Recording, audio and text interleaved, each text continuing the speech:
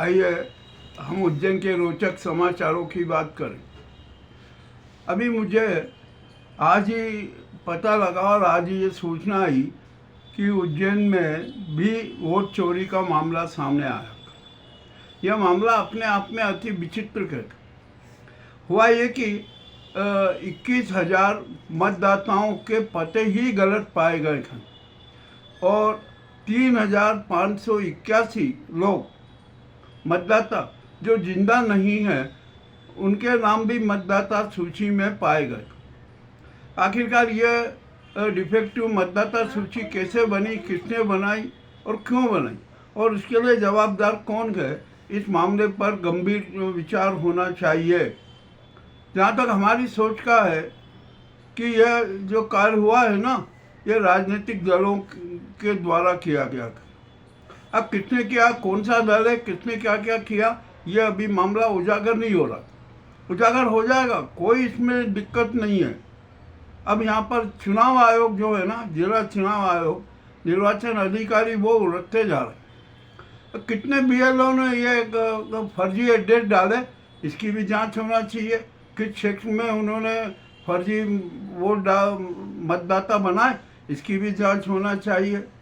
और दिवंगतों की सूची क्या जो बनी है ना, उसको भी मतदाता में किसने डाले, किसके कारण डलवाए और कौन से लोग थे, कौन सी गैंग थी जिसने ये घिनौना कृत्य किया। अब ये मामला बड़ा जांच का है। अब देखते हैं जांच कौन करेगा। पर क्या चुनाव आयोग के पास में जो चुनाव हुए थे उसके वीडियो हैं क्या? मामला बड़ा रोचक है। वीडियो देखना पड़ेगा कि कितने फर्जी चेहरों ने मतदान किया है। अब वे बेचारे जो 21,000 मतदाता, वो तो उलझ गए कि उनके जब एड्रेस ही वहाँ पर नहीं है तो वहाँ मतदान कैसे करने चले गए। मतदान करने जाना ही नहीं था ना। अब उनका मुख्य पता कौन सा है, इसके बारे में भी जांच होना चाहिए। अभी तो मामला बहुत बड़ा उलझ गया है। अब यहाँ पर जांच की जाना चाहिए। अब जांच कब होगी और इस आधार पर यह भी हो सकता है कि उज्जैन उत्तर और दक्षिण का चुनाव निरस्त हो जाए, अवैध हो जाए और शून्य घोषित हो सकता है। अब देखते हैं इसके आगे क्या क्या कार्रवाई होती है, कौन कौन आगे आते हैं, कौन कौन लड़ते हैं। चुनाव आयोग क्या कहता है, निर्वाचन आयोग उज्जैन जिला क्या अपनी सफाई देता है, इसका भी इंतजार है। इसके बाद में कुछ आगे की बात करेंगे। अब यहाँ पर आइए हम दूसरी बात करते हैं कि यहाँ पर मंदिरों की ज़मीनों का बड़ा खेल हो रहा है और इतना साते ढंग से खेल हो रहा है कि जिसकी कोई सीमा नहीं। और इस खेल में कोई आम आदमी नहीं है, इस खेल में दलीय नेता लोग शरीक हैं। अब उदाहरण के तौर पर एक बात बताता हूँ कि खाक चौक पे राम जानकी मंदिर है और उसकी 115 बीघा जमीन पाठपाला के पास थी। वह छल कपट पूर्वक बेची गई। आखिरकार जमीन कितने खरीदी, ये भी मामला अति रोचक है। कितने भागीदार हैं, कितने में खरीदी और उस जमीन को कितने में बेचना है प्रति बीघा, ये मामला बड़ा रोचक है। 115 बीघा जमीन है ये। जिलाधीश के यहाँ पर भी मामला विचाराधीन हुआ था। जिलाधीश ने नामांतरण रोक दिया था। अब ये यहाँ पर किस प्रकार का क्या क्या नाटक होगा कह नहीं सकते। अब यहाँ पर जो संभागायुक्त आशीष कुमार सिंह हैं, उनको अब ये जांच करना पड़ेगी कि राम जानकी मंदिर की 115 बीघा जमीन किसने बेची, किसने खरीदी और उसमें क्या क्या नाटक और क्या क्या अवैध हुए।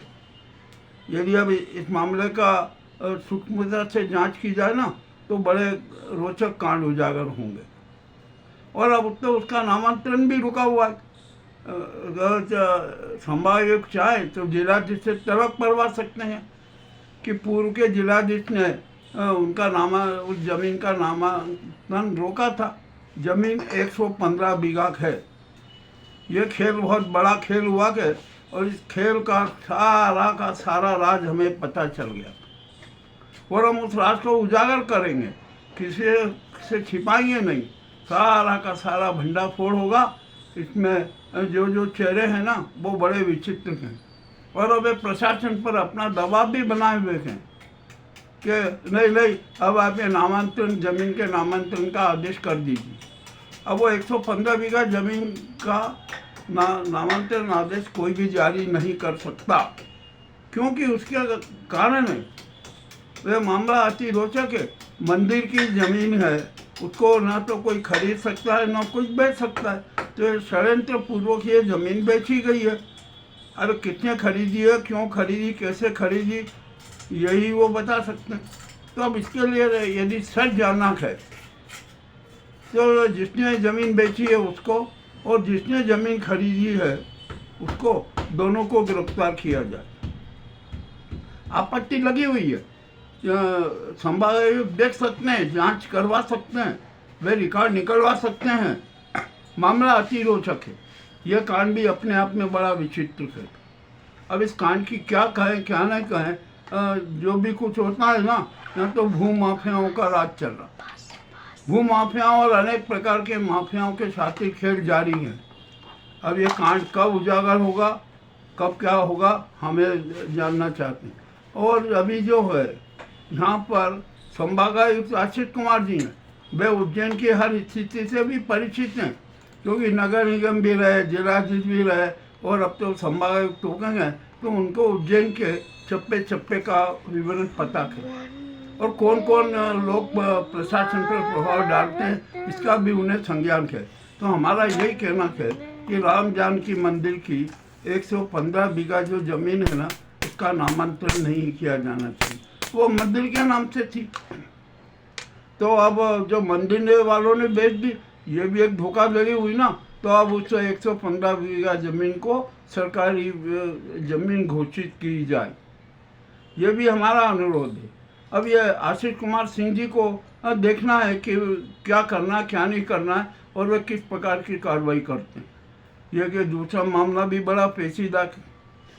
अब यहाँ तो उज्जैन में तो कांडों की भरमार है। आशीष कुमार सिंह जी भी हैं, उन्होंने एक बयान दिया कि संयंत्र के कार्य है ना 2027 तक पूरे किए जाए और कार्यों में गुणवत्ता हो, 1% की भी गलती न हो। अब देखते हैं कितने क्या होता है। घोषणाएं तो बहुत हो चुकी है, 180-85 निर्माण कार्यों की घोषणा हुई है। अब कितने निर्माण कार्य पूर्ण होंगे, कितने क्या होंगे, इसके बारे में भी बड़ी विचित्र स्थिति है। हम अब जानेंगे और देखेंगे कि क्या क्या होता है, क्या क्या नहीं होता। और यहाँ पर चौथी बात ये आती है पेयजल समस्या की।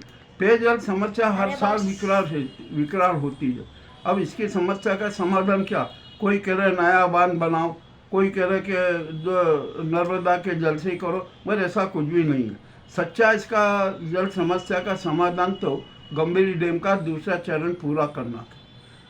अभी समय है, केंद्र सरकार की योजना है, केंद्र सरकार ने स्पष्ट कहा था कि गंभीर डैम का दूसरा चरण भी पूर्ण किया जाए।